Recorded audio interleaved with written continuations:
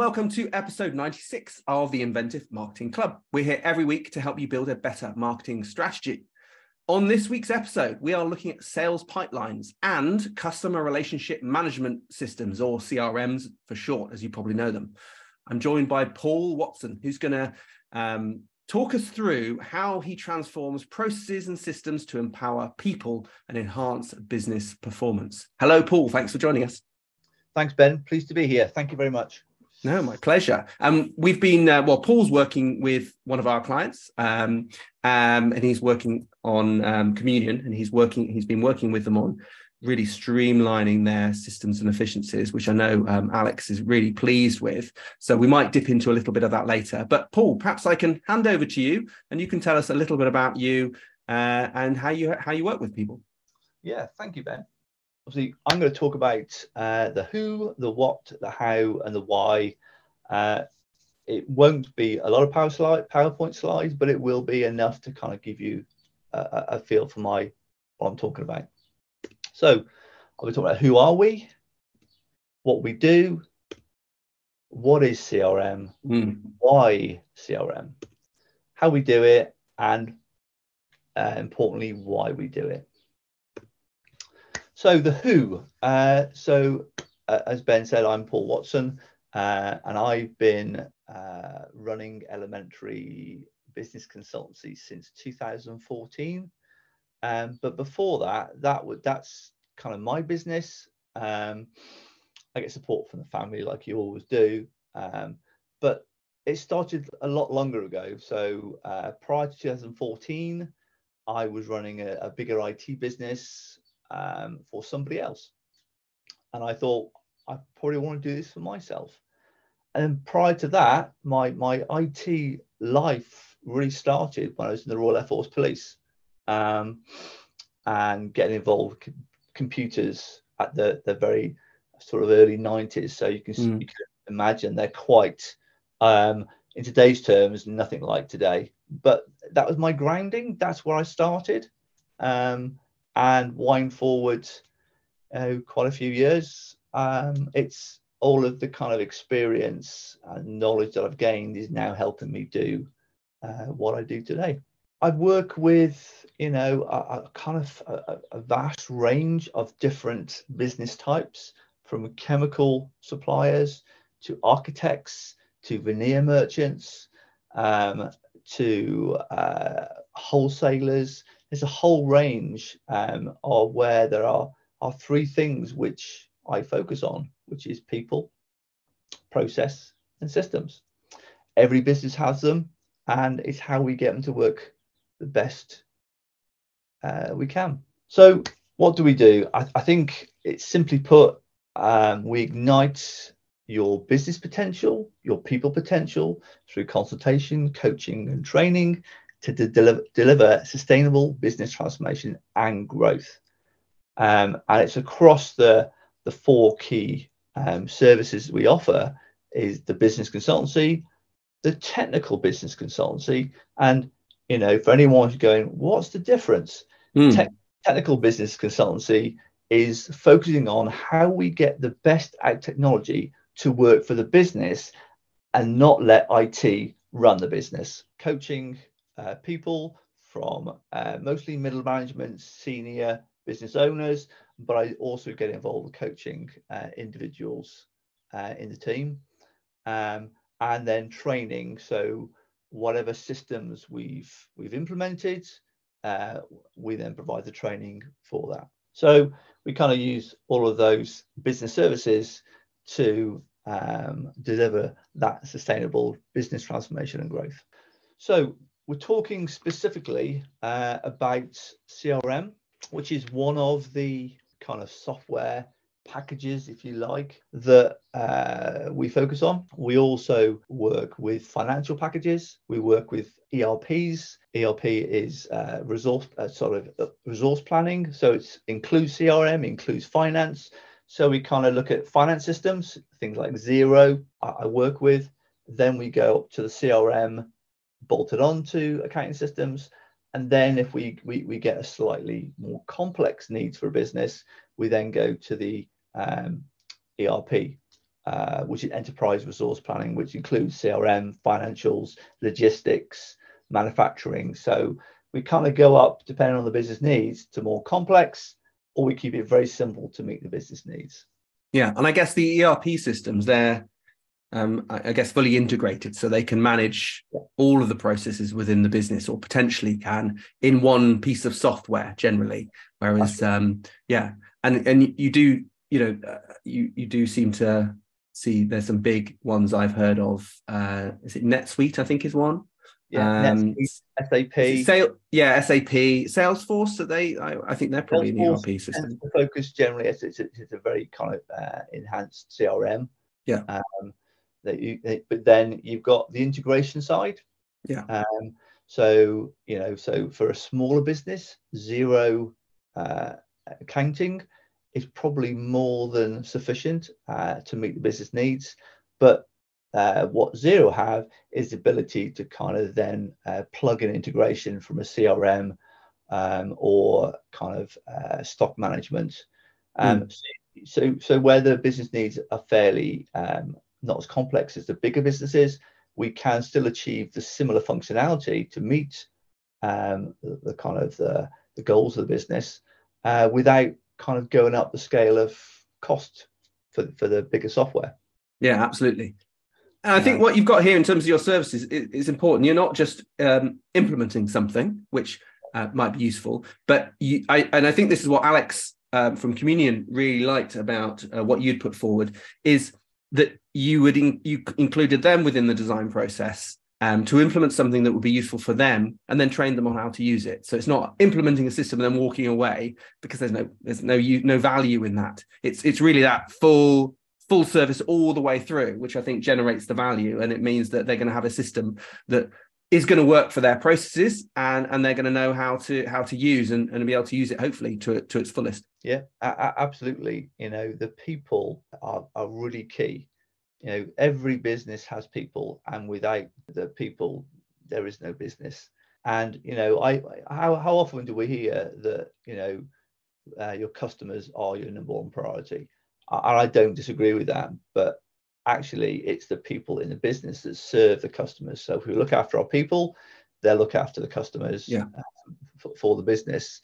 And I think that they're very important parts of the whole equation. So I think talking about Communion, just the people side, there's something that kind of, when we first started the project, we had a kind of a conversation with all the team about what we were undertaking, a bit of a strategic overview and the goals we were setting out to achieve. And I remember sitting with two of the key people in the business, two ladies who I was talking through, and they looked horrified. They were going to help implement a CRM in their business, and I said, you're going to be leading the way, setting the scene, building the foundations for future growth in the business and the future of the business. And they looked at me, and one of them said to me, you can't teach an old dog new tricks. That came 2 years later when we were reviewing progress and how we'd done. I repeated what she'd said to me. And I said, how do you feel about it now? We looked back on the journey we've been on, and they were absolutely astounded of how far they'd come personally, but also how far they'd helped the business expand, grow also. So there was so many wins out of the investment in the people, the process, and the systems. And I think it's getting them to people to buy into it and be part of that process, rather than just forcing a process over the people already in the business, which often happens. Yes. Often the people who are actually doing the work have these systems replaced from under them without any consultation. Yeah. And no one likes change. Generally, most people don't like change, and that's not a bad thing. But sometimes when it's just thrown upon you, of course, you're going to have lots of issues. Whereas if you are part of the process, where you help implement it and manage it, I think it goes so much better, and testament to what you've been doing, that these two people who are absolutely key to the communication and the running of the business, they were part of it. And, you know, they're the ones who actually know the little gems of how the business works and the best way to run these processes. So absolutely, they have to be involved. Yeah. You're absolutely right. Key. I mean, change management is such an important part when you're changing the way the business works, the processes, and the people are absolutely key to have them on board from the start of the journey through the change and into the benefit that they won't see at the beginning, but they do see when they look back that things are better, and that they actually help design the processes and the systems. You know, what I'm doing is leading them through, but they're guiding me of the frustrations they're having where things are a bit clunky or I'm not sure about something, and we're clearing those up so we've got total clarity over what and how we're going to do something. Yeah, absolutely. Would you take us back a little bit and share more about CRM and how it helps? Yeah. So let's just, for those who don't know what a CRM is, as Ben said earlier, it's customer relationship management. The technical term is a combination of practices, strategies, and technologies used to manage and analyze customer interactions and data through the customer journey. It's, in simple terms, it's one place that everyone in the business can get a view on the customer. What's going on, what's happening. They're looking forward, but also learning from what's happened. It's that one place. And I think from a CRM perspective, it's more important to understand why. Why do we need CRM? What's the benefits to the business? Why on earth would we invest in doing this? So let's cover off some of the whys and talk a bit more about those. So why CRM? As I alluded to earlier, it's one source of truth. Now, how many times have you seen people storing their own notes, maybe Outlook to keep emails just to themselves that no one else can see, notes on their own notepad, and you've got 3, 4, 5, 15 people doing that. And actually what you want is whatever's relevant to the customer, to the business, you want to store in one place that actually everybody has access to with the appropriate rights, to provide that transparency.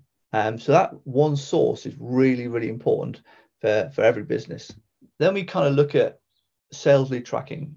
We all know that sales bring the revenue brings cash flow is like the oxygen we breathe. So it's absolutely essential to the business.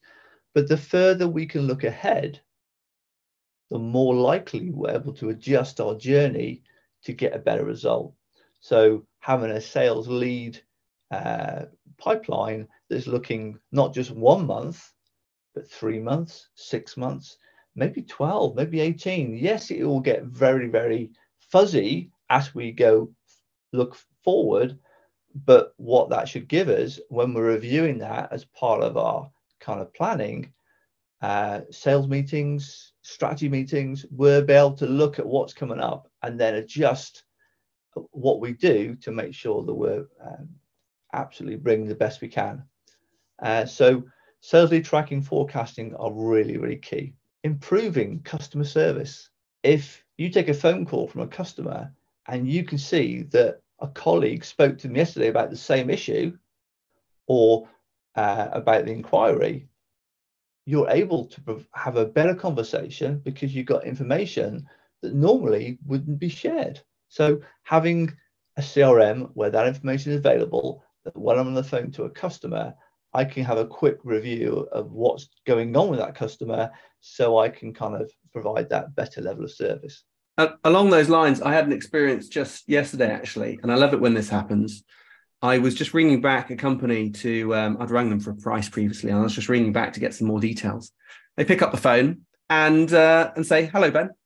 And so they speak to me by name. They know who I am. The details sort of pop up on their screen, so they know what I'm most likely to be calling about. And it's nice because you can get straight into it. You know, there's so many businesses where you're very much held at arm's length. And I know you have to go through security sometimes with banks or various companies. But when they at least feel like they know you, or they can pull up your details pretty quickly, it feels better. It's nicer. You feel valued than just someone who is just another number and they've got to find your details in the system, and they can't do that bit because someone else has that data. Yeah.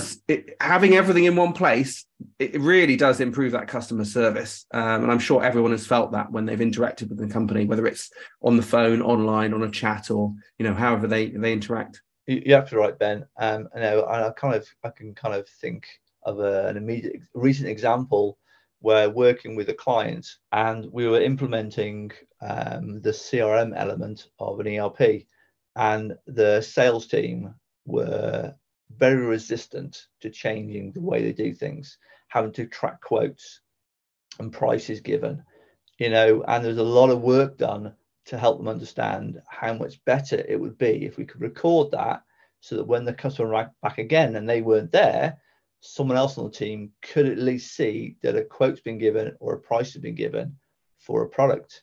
And, kind of wind forward, they wouldn't be without it. You took that off them now, there would be a war over it. There really would. So they have now become, it's a key part of what they do, but able to look at what's happening with a particular customer and have that information without that person who took it actually being available. So it really does help provide that better customer service. The marketing effectiveness, marketing is investment of time and money. However, what we want to make sure is that is having the desired results. Now, what better way to do that than have a CRM that is informing you of, this is how many web leads you had and the value of the leads. This is how many became a sales opportunity with a quoted value. How many projects did we win because of that lead? So we're able to kind of analyze how effective a marketing strand was, an activity that allowed us to invest more in that, because it's bringing good revenue for the business. And that's something that between, with Ben working with Alex the Communion, that's something that has really kind of worked well, because Alex now sees in his CRM where the leads coming from, what source they're coming from, and then what the values and what that turns into as a project, which then helps the conversation with Ben in terms of where do we invest more or less to keep getting the results we're getting. Yeah, exactly. And I think it's been previously they were just getting emails with a lot of data in them, but they were emails nonetheless and had to be processed. Now they're able to be put straight into the CRM, and all of the data, all of the fields go into the right places. We've got time, we might have a quick look at that. But I think that's been incredibly valuable in terms of sort of dealing with all the leads coming in, because I think that was causing a bit of anxiety initially, having lots of leads coming in. Good problem to have, but it's nice because they can be dealt with more efficiently and quickly, and the customer, it goes back to that better customer service. They receive better customer service right from the beginning. You're absolutely right, Ben. And off the back, so we work together on streamline that, because web leads used to come in via email that then someone had to key in manually. And there was a conversation, how can we streamline that? How can we make that more efficient so someone can spend time on phone calls and adding value to the business rather than just processing data? And we're able to, with your help, integrate from a web lead, from on the website, a lead coming in, that gets actually imported directly into the CRM with a status of someone to action it, to take it forward. Yeah, I think it also comes back to people, because Alex is very central to all leads, and that put a lot of pressure on him to manage them all, because he wants to be out with clients, he wants to be doing work that generates value. But when the leads are coming into his inbox and he has to manage them, that's slowing him down and slowing his reaction to the leads. It also then moving it into the CRM allowed other members of his team to work on those leads, follow them up, and then put more data back into the CRM to show what the status was, what that person's been sent, what conversations been had. So when Alex does speak to them, he's up to speed. He doesn't feel he's not missed out on any of that information. So I think tying them up has freed Alex's time and also made the process of getting back to the customer probably quicker. Yeah, absolutely. And working with the team, we've been able of that landing in the CRM. There's a whole process.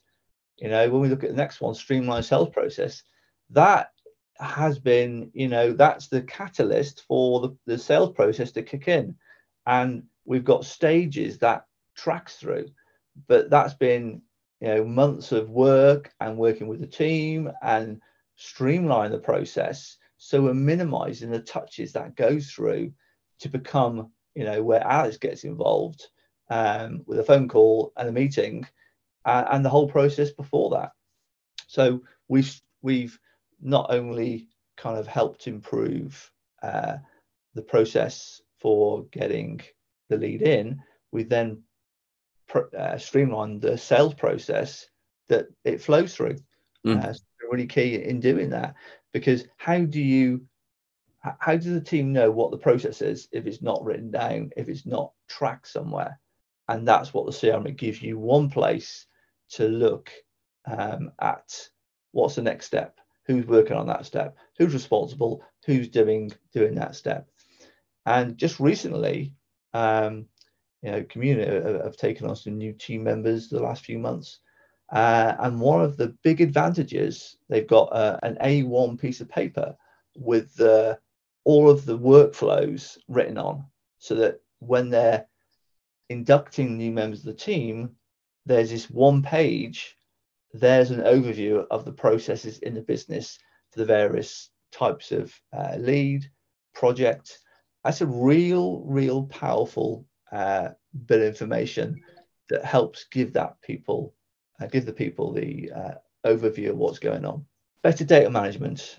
How many places do we store data? Our phones, Outlook. We've got another document that we kind of keep addresses and things in. That all takes time. It gets confusing, which is the correct address. How many times do people in a business put the address and contact details in one system, and then to deliver it, they have to type it again? What we get with having one system that's integrated is that the data flows. So it goes in once at the beginning when the lead comes in, it's updated and amended, but it flows through the entire life of with that customer. So it's been really important to kind of get a better data management control of what data is flowing through the business. And I would assume that helps with managing your data liability from a GDPR perspective, that if you have it in one place and know where it is, know where it's flowing, then you can control that and protect it more than if it's being connected between lots of different systems where there's potential for data leakage. Yeah, 100%. That's for sure. So really important to know what data you're holding, where it's kept, who's got access to it. Really key. Improved collaboration. When you have one system that everyone can dip into and have a look at what's going on, the collaboration improves. So just to go back to the community example, one of the things that Alex does, he uses some reports we built, one-page reports of leads and projects at the various stages, and he uses those to meet with various members of the team on a weekly basis. So they prepare for the meeting on their list, their one-page plan. That one-page plan becomes the focal point of the meeting and discussion around it. The meetings are now a fraction of the time they used to, because the information's more succinct and everyone is looking at one place. So it really has improved not just the collaboration between the team members, but also between Alex, who is at the top of the business, having to just, what do I need to know for this meeting? And he's got that one page to review and discuss with the various members of the team. Really, really powerful. So those are seven points that why would you want to see, and why would we want to invest in this? And, you know, I have to say, I could go on and on.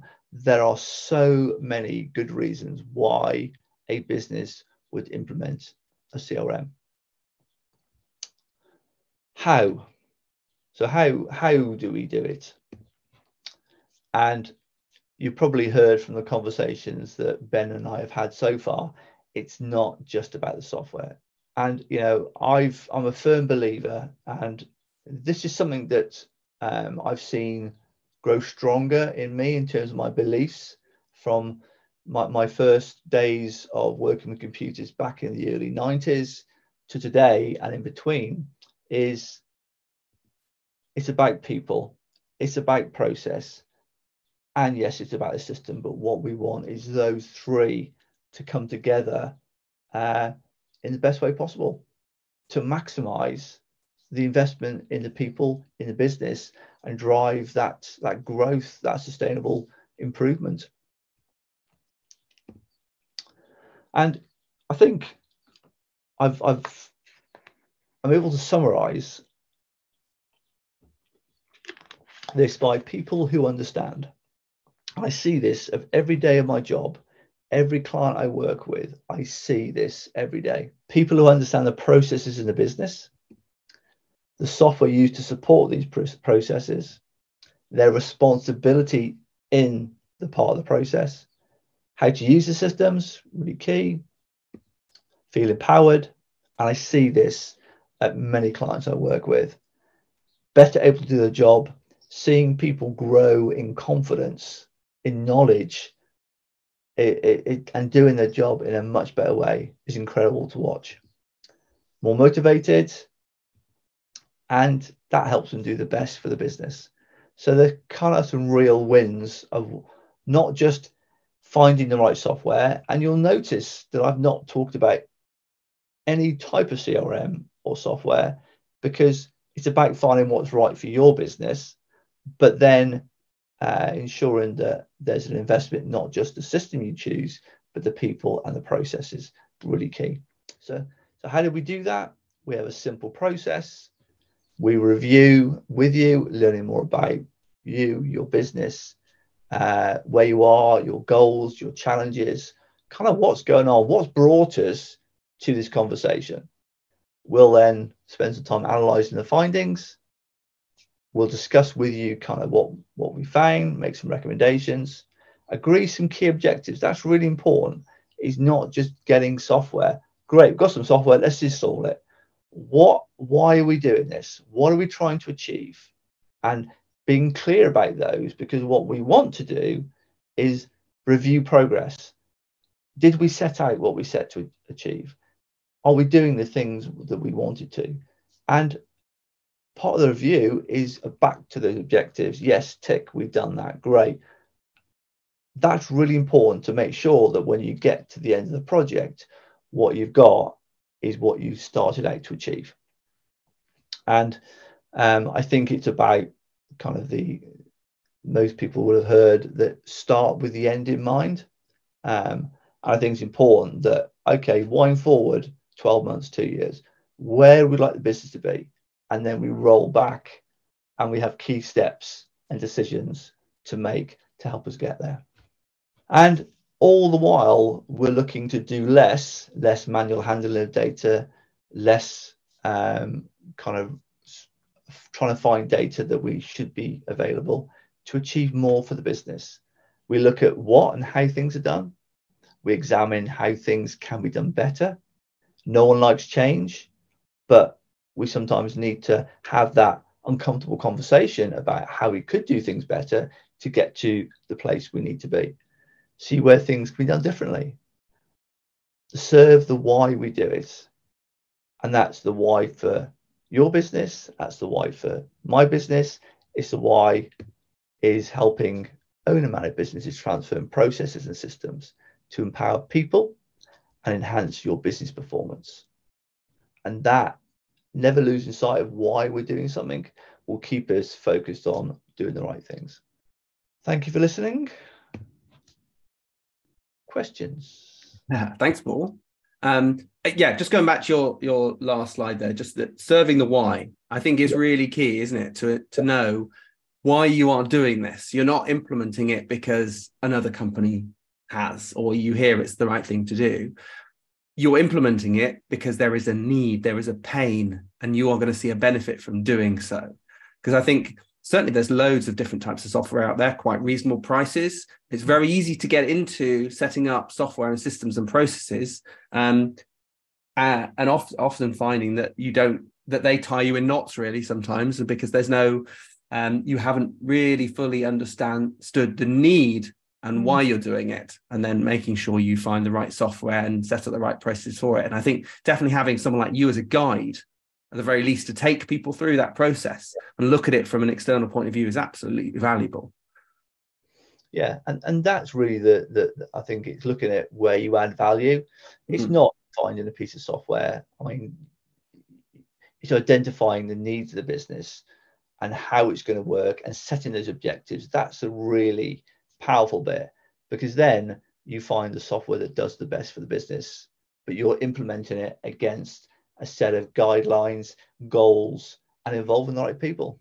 So we get everything coming together to do the best for the business. Have you got any, so just going back to Communion, because it's the one, it's the client I know that you work with, and I've seen sort of how you work with them.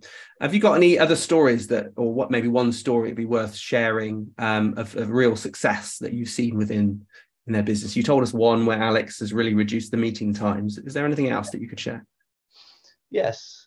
So I work with they supply kind of chemicals to around the country, and when I've known the business for a long time, because I used to, back a long time ago, used to help out with some of the IT work, and I was asked by the business owner, look, they've got an aging Unix accounting system that needed replacing, and he said, I don't know what to do. And I took him on a journey of understanding kind of, first of all, do you need to change it really? And we went through the kind of what I call the diagnostic questioning to get to a point where we had a list of, this is why we're changing it, this is what we want to achieve, and this is when we'd like to achieve it by. We had some clear goals, and then it was a case of finding the software, which happened to be an ERP, a lightweight ERP. And we took them on the journey of designing processes, because we start implementing the software, and we've got in technical terms, you've got the key master data, what makes the system work. But that can only be decided, how's your order process, your sales order process work? How do you interact with the warehouse? How do you interact with the customer to tell them the order's been received? Place purchase orders with the suppliers to meet the demand of the customers.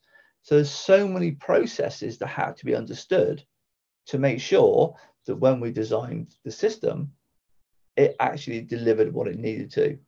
And he recently did a testimonial, which is on my website, on how it transformed his business from everything going through him, because he was the bottleneck for the Unix system.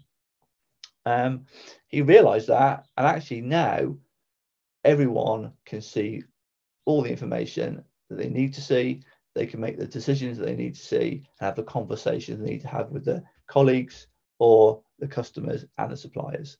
So it kind of brought together everyone together, looking at one place for that data. And the warehouse being on a separate building, it improved the process. We had a clear process for how the orders get passed the warehouse, picked, how any kind of issues are resolved. So that really kind of transformed his business. And as a result, he's got more team, he's got more growth. So it kind of helped provide that foundation, if you like, for that growth spurt. Yeah, so, that's great. One that comes to mind.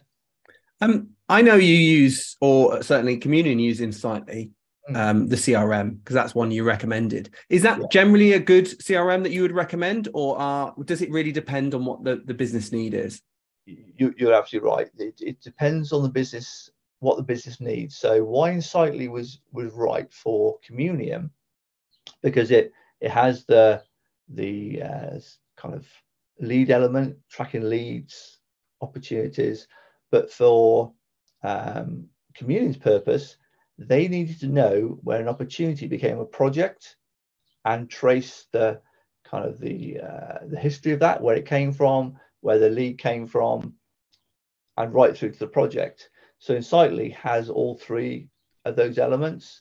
It has also a marketing element too. So Insightly was chosen specifically to meet the needs of Communion. Whereas the other example I was explaining, they went for a cloud-based ERP called Exact Online, which kind of has your accounting, your CRM, and your wholesale distribution, your kind of sales order management, delivery, and stock management all in one system. So they're very different needs. So they had to be looked at on an independent basis, and not my experience of some software providers, they try and lump you in a box and try and get their software to fit, rather than look at what you need and shape around the client, the customer's needs, the right software. Yeah, it comes back to people again, doesn't it? You know, why are you doing this? Who's going to be interacting with it? What data's flowing, and then making sure that getting the right software that works with your people in your business, rather than just going for like an SAP or a big name brand. I know they can all be customized, but it's good to start off with understanding why you need it, rather than go out to the vendor and then they'll try and make it fit what you're trying to do. Absolutely.